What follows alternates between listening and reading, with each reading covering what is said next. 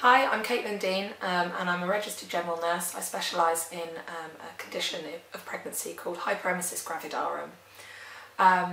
I have done a master's degree in clinical research last year and I'm now doing a PhD at Plymouth University specialising in hyperemesis gravidarum. So I was diagnosed with dyslexia when I was about 10. It really held me back in school. My teachers didn't really believe that I was dyslexic for much of my education. They thought I was just lazy in my first school. I went on to other schools where I got more support and help and managed to get reasonable GCSEs and A-levels and went on to do my nurse training then in my mid-20s.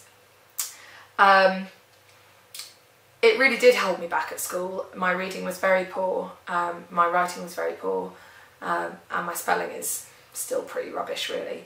But as an adult, I actually think that my dyslexia is one of my strengths, one of my biggest strengths, particularly with my academic work now.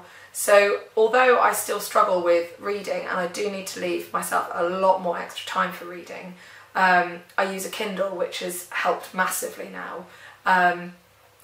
Because apart from anything, it feels a lot less daunting when it's just a small thing that you're holding. So I do still struggle with reading and my spelling's not great, but actually my dyslexia offers me an awful lot of strengths.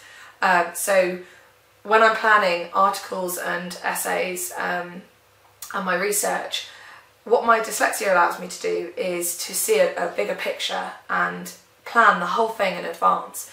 And I can then write stuff really very quickly. Touch typing liberated my brain. It liberated me to be able to just get all of my thoughts out really, really rapidly. I can type almost as fast as I can think. And that has made the world of difference to me. My handwriting is very slow and exhausting, quite honestly. So I don't really bother with that much anymore. With spelling, the computer also corrects an awful lot of my spelling, and there is a lot of software out there, although I haven't got on with a lot of it because it seems to correct things that I don't want it to correct.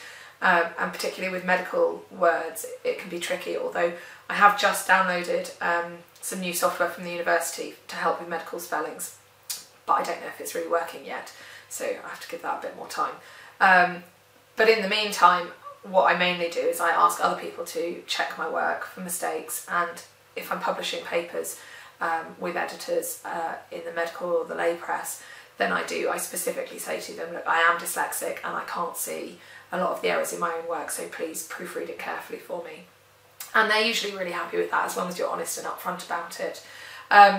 With my blog, I don't worry that much about spellings. I have a few trusted friends who will email me and say, oh, you've made like 3 errors through this post, and they'll point it out, and then it's really quick to just change it. So I just don't worry that much about it really. And like I say, actually my dyslexia gives me an awful lot of strengths.